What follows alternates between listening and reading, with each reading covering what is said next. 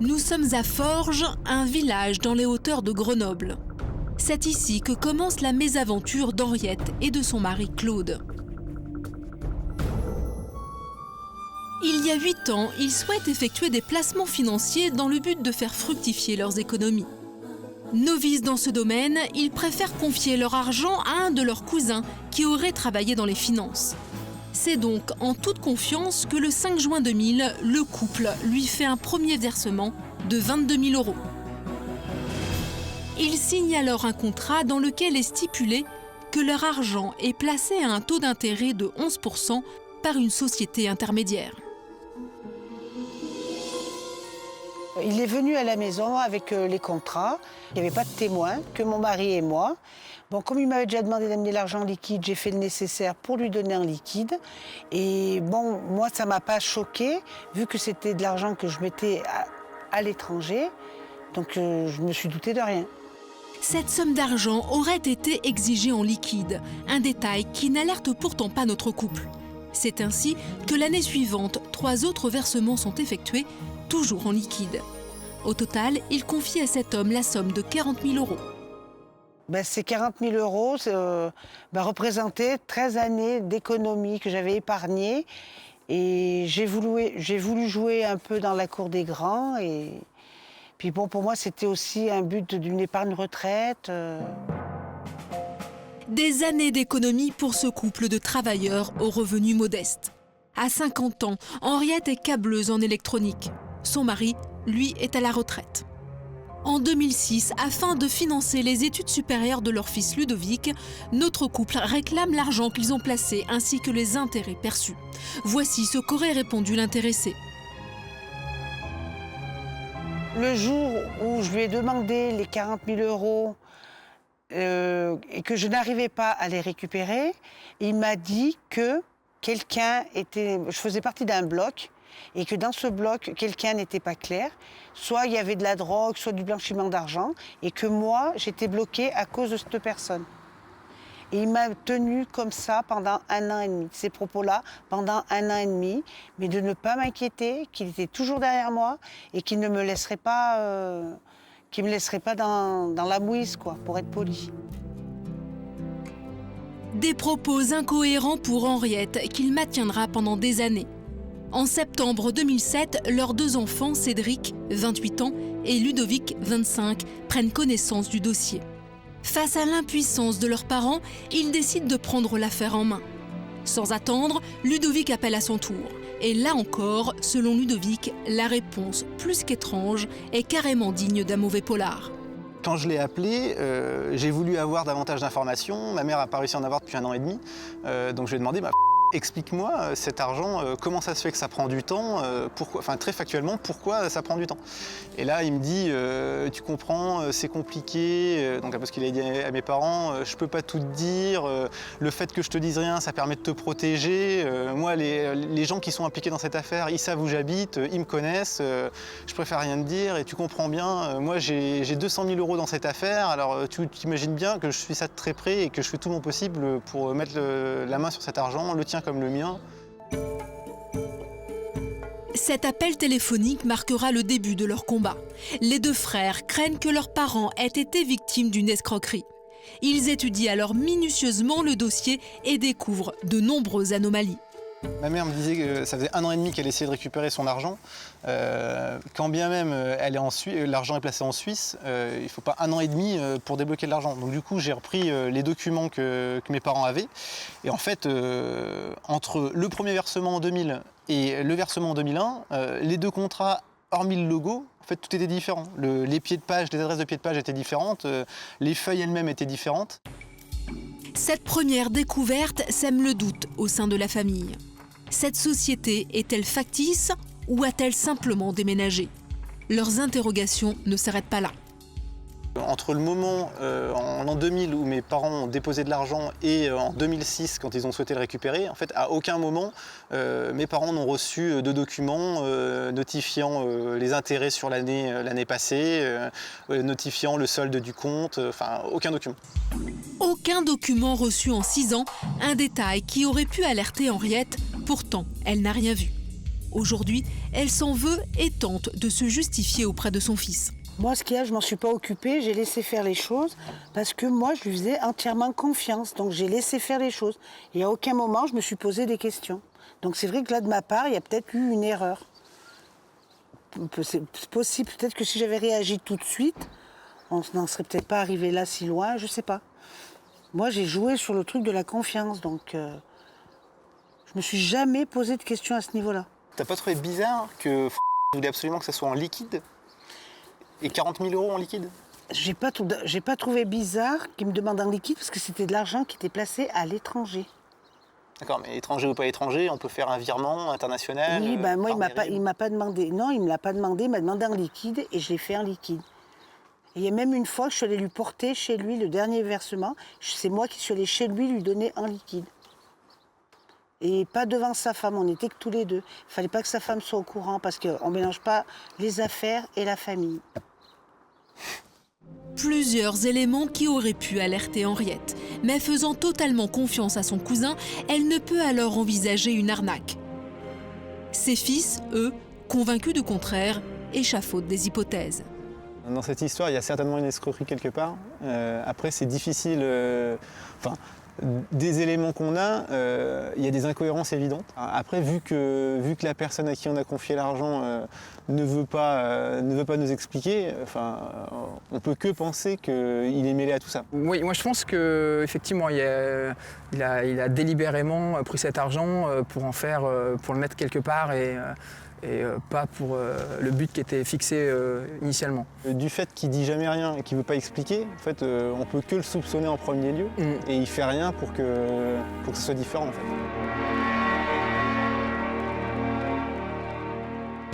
Décidé à récupérer les 40 000 € de ses parents, les économies de toute une vie, Ludovic poursuit avec acharnement son enquête. Il appelle la Direction générale des fraudes qui lui conseille de constituer un dossier avec des documents écrits. Ludovic suit ses recommandations en envoyant 4 courriers. En fait, sur les 3 papiers que mes parents ont eus, il y avait 4 adresses différentes. Donc, on a envoyé des courriers avec accusé de réception à ces 4 adresses. Donc, une à Dublin en Irlande, 2 à Genève et une sur les îles Britanniques. Et sur ces 4 courriers, 3 nous sont revenus parce que les adresses n'existaient pas. Et une personne nous a répondu, un ancien administrateur de la société où mes parents avaient placé de l'argent. La réponse de cet administrateur est très claire. Il prétend avoir travaillé dans la société dans laquelle a été placé les 40 000 €. À la lecture de cette lettre, pour Ludovic, c'est la stupéfaction. Le scénario est pire que ce qu'il avait imaginé. Je peux vous indiquer que la société a cessé toute activité à compter du mois de septembre 1999, date à partir de laquelle elle n'a plus directement ou indirectement signé aucun contrat ni encaissé aucun versement de clients. A fortiori, la société n'a jamais encaissé directement ou indirectement les sommes versées pour vous au titre de ce contrat. Enfin, la société liquidée et ne disposant plus ni de compte bancaire ni de moyens financiers serait dans l'impossibilité complète de vous rembourser les sommes que vous réclamez. L'auteur de cette lettre a-t-il un lien avec l'ami d'Henriette? Écrit-il la vérité en se désengageant de toute responsabilité? Et surtout, si la société n'existait plus au moment où Henriette et Claude ont placé leur argent, où se trouvent leurs 40 000 €? Pour Ludovic, il n'y a plus aucun doute, il s'agit bien d'une escroquerie. Donc la société a cessé toute activité en 1999 et a été liquidée en 2005. Oui, ben, je l'ai appris en même temps que... D'accord, mais du coup, les 40 000 €, ils sont où? Parce que si c'est pas qui l'a et si c'est pas la société... Si, c'est forcément qui les a. Je lui ai donné en liquide, moi, les 40 000 €. Donc c'est forcément lui, hein. Et il a fait usage de faux, hein. Il devait avoir des anciens papiers et il s'en est servi, hein. Ça me confirme l'histoire de l'escroquerie et que jusqu'à ce courrier, je ne voulais pas y croire. Et ce courrier, je suis bien obligée d'admettre que je me suis fait escroquer, hein. Parce qu'avant ce courrier, je voulais encore y croire, quoi. C'est pas possible qu'il nous ait fait ça. Pas à moi, quoi. Je me sentais trop liée avec lui, quoi. Trop intime, quoi, quelque part. Je le considérais comme de la famille, quoi. Mais avec ce courrier, je suis obligée d'admettre, bah oui, pour moi, je me suis fait escroquer. Pour moi, maintenant, c'est un escroc. Pour Henriette, au-delà de cette perte financière, c'est la trahison qui lui fait le plus mal. Il nous connaissait tellement, et puis bon, il sait qu'on est des petits revenus. Il voyait bien comment je menais ma barque. Il voyait bien que je roulais pas sur l'or, que j'avais pas de l'argent à gogo. Donc c'est quand même profiter de gens petits. Comment dire, c'est bas ce qu'il a fait. C'est vraiment bas. Ludovic a peiné pour sa maman. Obstiné, il poursuit son enquête. Il tente alors de joindre l'auteur de cette lettre. Seul lui pourrait l'éclairer, mais celui-ci ne répond pas. Quant à l'ami de sa mère, à qui a été confié les 40 000 €, le discours reste toujours le même. Lassés, déçus d'être ainsi menés en bateau, il y a 1 an, Henriette et Claude se décident enfin à porter plainte pour escroquerie à la gendarmerie. Une enquête est ouverte. Ça me fait d'autant plus mal que c'est un abus de confiance finalement, en fait. Parce que j'ai peut-être l'air naïve, j'ai peut-être l'air... mais je ne vais pas me laisser faire. Il me connaît mal. Ou il ne me connaît pas sous cet angle-là, quoi. Parce que j'ai beau être gentille, mais je ne suis pas con, quoi. Cela fait maintenant 2 ans qu'Henriette et Claude cherchent désespérément à récupérer leur argent. Une somme dont ils ont cruellement manqué pour financer les études de Ludovic et dont ils ont encore bien besoin aujourd'hui. Eh bien, les conséquences de ne pas avoir récupéré cet argent, c'est qu'il a fallu que je fasse un prêt pour les études de mon fils. Donc, qui dit prêt dit intérêt. Donc, ça a un coût. J'ai eu des travaux pas prévus, manque de bol, parce que bon, on ne prévoit pas tout. J'ai été encore obligée de faire un prêt. Voilà les conséquences. Et les conséquences, c'est qu'aujourd'hui, j'ai besoin de changer ma voiture et je ne peux pas. J'ai une voiture qui arrive en bout de course et j'ai de l'argent disponible que je ne peux pas récupérer. Et monsieur, lui, il mène la grande vie, sans aucun scrupule. C'est ce qui me gêne. Malgré le soutien de leur fils, Henriette et Claude piétinent dans leur enquête. Tous les deux craignent le pire des scénarios, ne plus jamais revoir leurs 40 000 €. L'émission, sans aucun doute, représente aujourd'hui l'espoir pour toute cette famille d'accélérer le processus et, espérons-le, récupérer enfin leurs économies. Il est clair qu'on ne s'arrêtera pas là. C'est 13 ans d'économie de nos parents. Si mes parents s'essoufflent, mon frère et moi, on n'arrêtera pas. On n'arrêtera pas, en tout cas, tant qu'on n'aura pas ces 40 000 €. Mais de toute façon, même si je n'aboutis pas avec sans aucun doute, de toute façon, j'irai plus loin. Je ne m'arrêterai pas là. S'il faut taper dans le mur, eh ben, je taperai dans le mur. Oui, parce qu'il ne sait pas qui c'est, Henriette. Hein. Attention, c'est du haut diable. Hein. Vous avez l'air sympa, mais vous n'êtes pas con quand même. Hein, c'est ça. Oui, c'est ça. Je vous sens, on va essayer quand même, parce que c'est un peu le principe et c'est le but de cette émission, de réussir à récupérer ces 40 000 €. Mais je vous sens particulièrement remonté quand même. Je suis très en colère, parce que je suis affectivement très atteinte. Parce que si j'avais eu affaire à une personne étrangère dont c'était son métier, j'aurais pas attendu 1 an et demi pour porter plainte, pour réagir. J'aurais réagi au bout de 3-4 mois. C'est ça qui l'a sauvé? Oui. Et qui malheureusement vous a mis dans la mouise? Ah oui, mais c'est ce qui l'a sauvé. Claude, est-ce que quelque part, vous lui avez pas fait confiance parce que justement, cette personne, vous la connaissiez bien? Bah oui, on a fait confiance. Après... Non. Mais après, c'est vrai que chaque fois qu'on lui téléphonait, il nous disait dans 1 mois, on va recevoir l'argent et tout ça. Et alors donc, tous les mots nous reportaient. Et puis après, avec mon fils, puis l'autre, on s'est dit, là, il y a quelque chose qui va pas. Mais les explications, elles étaient quand même foireuses.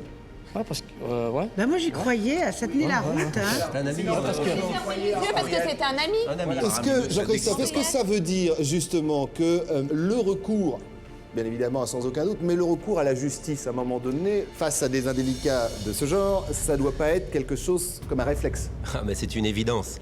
Parce que finalement, c'est quoi? C'est ni plus ni moins qu'un escroc. Je comprends la confiance de madame et de monsieur. Il y a un contrat tout de même. Il y a un document avec une société qui a l'air assez importante. Donc on s'engage avec toute confiance. On s'engage aveuglément.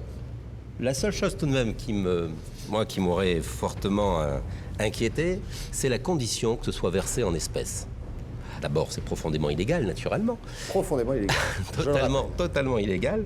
Et je pense que là, à ce moment-là, il lui aurait fallu faire preuve d'une très grande méfiance. Pour faire très court, je vous le demanderai vraiment très court et très synthétique, Denis et Jean-Christophe, on est bien d'accord. L'histoire de ce placement dans cette fameuse société, c'est bidon.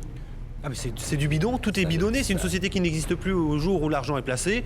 Il y a usage d'infos, c'est usage d'une fausse entreprise, c'est une escroquerie. Et Ça on a là, Jean-Christophe, Et la le société. témoignage du patron à l'époque de cette société, qu'on assume des responsabilités en disant je ne connais pas ce monsieur, il n'y avait pas d'argent et qui plus est, la société, comme l'a dit Denis, n'existait pas. Naturellement. Et puis je pense que cet individu était inscrit finalement à aucune chambre de métier, à aucune activité particulière, et c'est ni plus ni moins, malheureusement, qu'un escroc en puissance. Et ce que vous disiez tout à l'heure, le fait d'accepter et de demander même de l'argent liquide doit déjà, dans la tête de notamment ceux qui nous regardent, être un signe. Très mauvais départ. Sabine, d'un mot. Christophe, l'abus de confiance, c'est finalement un peu qui vous a pris pour une conne. Ah non, Henriette, elle a dit, attention, peut-être gentil, mais pas conne. Bah oui, on est bien d'accord. Le sourire d'Henriette et celui de Claude cachent en réalité une profonde détresse, celle d'un couple au bord de la ruine. Ce soir, il lance un SOS à l'équipe de Sans aucun doute. Notre mission, récupérer le pactole de 40 000 € dont un intime les a dépossédés. Sans attendre, notre envoyé spécial se dirige vers le domicile de la partie adverse, accompagné du fils d'Henriette et Claude. 2 heures plus tard, la liaison est établie. Direction, pas loin du domicile de ce monsieur, avec Catherine Brochard. Et elle a un très bon détective à ses côtés. Ce détective, vous le connaissez, c'est qui ? Ludovic. C'est Ludovic, c'est lui avec son frère qui mène l'enquête, qui reprend le combat et qui nous a dit, même si mes parents lâchent, moi je continuerai. Catherine, bonjour. Oui, bonjour Christophe. Comment ça va ? Très très bien, je suis en compagnie de Ludovic. Dans quelques instants, donc, il a rendez-vous avec cette personne. Alors cette personne, ça fait quand même des semaines et des semaines que vous la traquez. Oui, je suis partie repérer près de son domicile et effectivement j'ai remarqué qu'il avait une très jolie villa et 2 voitures. Alors, donc, personnage Catherine, hein, difficile à avoir, vous êtes vraiment beaucoup battue pour avoir ce rendez-vous et encore, vous avez eu une sorte de rendez-vous prétexte. Absolument. Si vous voulez, je peux vous passer Ludovic, il va vous expliquer. Je veux bien. Allô ? Comment ça va Ludovic ? Très bien et vous ? Eh bien écoutez, très bien. Pas facile d'avoir un rendez-vous avec le cousin. Oui, c'est très compliqué, il nous a toujours fui, on a eu un peu de mal, mais on a fini par l'avoir, ce rendez-vous. Alors, petite précision aussi Ludovic, visiblement, le cousin, il n'aime pas tellement la publicité. Non, je ne pense pas. Enfin, à chaque fois que mes parents l'ont eu, il a bien fait comprendre qu'il fallait que ça reste que entre lui et... Eh bien, ce que je vous propose, c'est que ça reste entre lui et vous et Catherine et des millions de téléspectateurs, notre public et nos avocats. Mais chut surtout, hein, vous lui dites pas. Le rendez-vous, l'heure, c'est bon, allez-y, on compte sur vous, vous nous tenez au courant, on reste avec vous. Merci. Sur le plateau de l'émission, la tension monte d'un cran. Chacun ignore ce que réserve cette rencontre. Muni d'une caméra discrète, Ludovic se rend au rendez-vous. Le lieu du face-à-face, un hall de gare. Catherine Brochard, notre journaliste, et son caméraman emboîtent le pas du jeune homme. alors on le suit de loin pour éviter de se faire repérer. Peu à peu, l'inquiétude gagne Ludovic. Il sait que pour ses parents, l'enjeu est de taille. Le jeune homme entre dans la gare, suivi par notre reporter. Un instant plus tard, Ludovic aperçoit l'individu. Il l'aborde aussitôt. Salut. Ça va ? Ça va toi? Ouais, ça va. Je fais la bise. Alors? 3 bises. Ouais, ici on est relax. On se pose par là? On va se mettre plutôt chaud. Le piège se referme. Notre journaliste intervient. Bonjour monsieur, je m'appelle Catherine Brochard. En fait, je travaille pour l'émission Sans aucun doute. J'ai Christophe Moulin qui souhaiterait vous parler. Allô? Oui. Oui, bonjour monsieur Christophe Moulin, je suis le présentateur de l'émission Sans aucun doute. Je suis sur le plateau avec Henriette et Claude, vous les connaissez? Oui. Ce sont des gens qui sont plutôt proches de vous? Oui.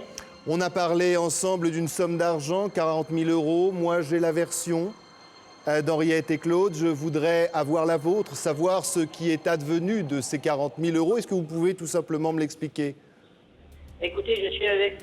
Je comprends pas très bien, je suis avec son fils là, et donc je vais voir avec lui. Ce qui est important, il y a Ludovic, bien évidemment. Ce que je voudrais, parce qu'il y a un certain nombre de choses qui ont été dites encore une fois, c'est avoir votre version. Où se trouve aujourd'hui l'argent? C'est important. On a dit des choses sur cet argent. Peut-être que vous l'auriez dissimulé. Moi, j'ai envie d'avoir votre version, tout simplement.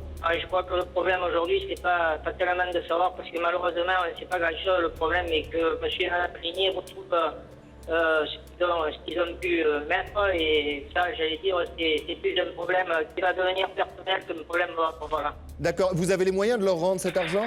Écoutez, je vais voir comment les choses se passent, et les choses comme je leur ai toujours dit, se régleront de manière normale, avec des gens qui sont pour moi déjà de la famille. Et Alors, juste une chose, si vous permettez, je voudrais que vous parliez à Henriette une toute petite minute. Allez-y, Henriette, s'il vous plaît. Oui, moi, ça fait 1 an et demi que j'ai patienté. Tu m'as toujours dit le mois prochain, le mois prochain. Et moi, j'ai eu des problèmes pour pouvoir payer les études de Ludovic. Je t'ai fait confiance pendant 1 an et demi. Et au mois de janvier, j'ai été obligée de porter plainte. Et j'ai un témoignage, j'ai un courrier qui me dit que la société n'existait plus à l'époque où moi, j'ai placé l'argent. Donc, mets-toi à ma place. Qu'est-ce que tu aurais fait? Henriette, je suis fortement surpris et désolé à la fois. Et donc, j'ai Ludovic en face de moi, on va en parler. Et tu me connais, c'est pas simple pour moi et tu le sais. Et je ferai ce que j'ai à faire. Voilà. Je ne peux pas mieux te parler. Passé l'effet de surprise, notre interlocuteur se ressaisit. Toutefois, ses promesses restent vagues. Entre nos témoins et leurs cousins, la confiance est rompue. Les belles paroles ne suffisent plus.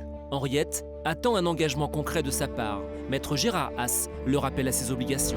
Monsieur, il faut trouver une solution. Il y a 40 000 €. Il faut voir comment vous allez les rembourser et l'échéancier que vous allez faire pour pouvoir le rembourser. On est là pour trouver du concret. On veut du concret et on veut pas des mots, monsieur. Écoutez, Madame Ligné n'est pas malheureusement la seule dans ce cas-là. Et donc, ça veut dire que, si je vous entends bien, c'est Christophe Moulin qui vous parle, vous avez emprunté de l'argent à d'autres personnes et malheureusement, Henriette et Claude ne sont pas les seuls. Non, j'ai pas emprunté de l'argent. Vous avez quoi, placé de l'argent? Voilà, exactement. Dans une société qui s'appelle c'est ça? Oui, absolument. Voilà, j'ai juste un courrier du responsable de cette société qui dit, noir sur blanc, et je suis prêt à organiser une confrontation, qu'il n'a jamais reçu d'argent, étant donné que quand vous auriez placé cet argent, la société n'existe plus. Je peux vous indiquer que la société a cessé toute activité à compter du mois de septembre 1999, date à partir de laquelle elle n'a plus directement ou indirectement signé aucun contrat ni encaissé aucun versement de client. Ça, c'est ça. Ça, c'est les dires de ce monsieur. Hein. Donc, encore ma question, monsieur. Où il est passé cet argent? Alors écoutez, moi, si vous voulez bien, on va s'arrêter là, Fanny. Vous allez arrêter de nous prendre pour des truffes parce que je pense qu'il y en a deux qui se sont fait arnaquer sur cette histoire-là. Je suis désolé, dans tout placement financier, d'arriver à demander 40 000 € en espèces. Je dis bien en espèces. Et vous lui avez dit que c'est pour des opérations immobilières. Moi, ce que je vous demande aujourd'hui, en tant que médiateur de l'émission, parce que des gens comme vous, on en entend, mais toute la journée, ça sert à rien de se poser en tant que victime. Pour l'instant, c'est vous qui roulez en 4x4 luxueux, c'est vous qui vivez dans une villa luxueuse, et Henriette, pour l'instant, n'a pas de quoi payer les études de son fils. Alors, on va arrêter un instant. Alors, je veux bien vous écouter, mais arrêtez de me prendre qu'on appelle le rôle de Droupi. Faut arrêter maintenant. Maintenant, je veux une solution. On trouvera une solution, mais pour le moment, je suis obligé de vous arrêter. Voilà. Monsieur, je pense que Jean-Christophe avait, autre avocat à cette émission, une petite question à vous poser. Bonsoir, monsieur. Est-ce que vous n'avez pas été également victime, éventuellement, de la société sur laquelle vous avez déposé ces sommes? Évidemment, évidemment. Victime ou pas, cette étrange affaire d'investissement dans une société fantôme ne résout pas le problème. Sur le plateau, Henriette et Claude ne décolèrent pas. J'ai besoin de cet argent. Moi, j'ai emprunté pour faire les études de Ludovic. J'ai compris. J'ai compris. Donc, moi, si j'en suis arrivée là... Je le savais déjà. À aucun moment, tu as voulu m'aider. On aurait pu porter plainte ensemble. Monsieur, juste une chose, vous étiez en train de déclarer « je vous ai compris, je vous ai compris ». Alors, je pense que vous avez bien compris que ce qui va arriver, c'est qu'on va saisir votre véhicule, on va saisir votre maison à titre conservatoire, le temps que vous fournissiez des explications sensées, parce que pour l'instant, vous êtes le seul maillon de la chaîne. Ces sommes, vous les devez. Alors, soit vous trouvez un arrangement, notamment aujourd'hui. Avec Ludovic. Aujourd'hui. À vous d'agir, à vous de réfléchir. On vous demande pas d'avoir compris. Et je sais pas. Demande des actes. Et on vous laisse avec Ludovic et on attend bien évidemment le règlement de ces 40 000 €, l'échéancier. Je ne vais pas me répéter encore. Vous avez beaucoup à perdre, monsieur. Donc on vous laisse entre de bonnes mains. À vous de trouver une solution. Merci. Je pense que la plaisanterie n'a que trop duré. À tout à l'heure. Hors antenne, Ludovic poursuit la conversation avec le débiteur de ses parents. Les nerfs sont à vif, la conversation est houleuse. Catherine Brochard interrompt le face-à-face. Notre journaliste propose à l'individu de dialoguer en sa présence afin de trouver une issue au litige. Bon, j'aimerais bien qu'on aille dans un endroit neutre où on soit tranquille. Ouais. Dis-moi où tu veux. Où est-ce qu'il y a un café arrêté ? Il est bientôt 12h30 lorsque notre journaliste nous contacte. Elle nous informe que la rencontre touche à sa fin. Aussitôt, la régie contacte Catherine Brochard. Quel est le bilan de cette table ronde? Voici la réponse. Catherine, on avait quitté tout à l'heure un homme qui était visiblement un peu bousculé. Qu'est-ce qui s'est passé? Alors les choses ont évolué, donc là je suis en présence de Ludovic toujours et de ce monsieur qui se dit victime aussi d'une certaine manière de cette situation et qui surtout s'est engagé à hauteur donc de 5 000 € par trimestre, d'accord, à épurer sa dette jusqu'aux 40 000 €. Donc c'est quand même une grosse avancée. Merci beaucoup Catherine. Je vais vous demander de me passer Ludovic. Ludovic. Oui, bonjour. Satisfait? Oui. C'est l'aboutissement d'un compas? Oui, complètement satisfait. Je suis content qu'on ait enfin mis un terme à cette histoire. Vraiment, je suis content. Merci beaucoup Ludovic. Et puis, au vu de vos talents, si on a besoin de vous comme enquêteur, il y a toujours une reconversion possible. Merci. Henriette et Claude, enfin, il a accepté de vous rendre cet argent.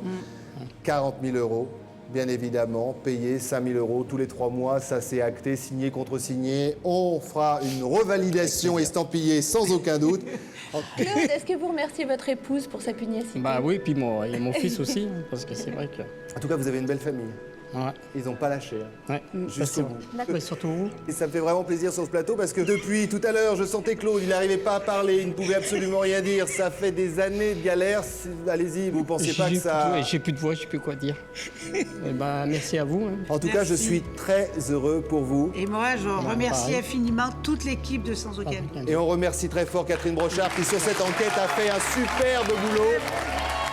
Merci beaucoup. Voilà. Je vous embrasse, Henriette. Je vous embrasse, Claude. Bon retour chez vous. Ça va aller.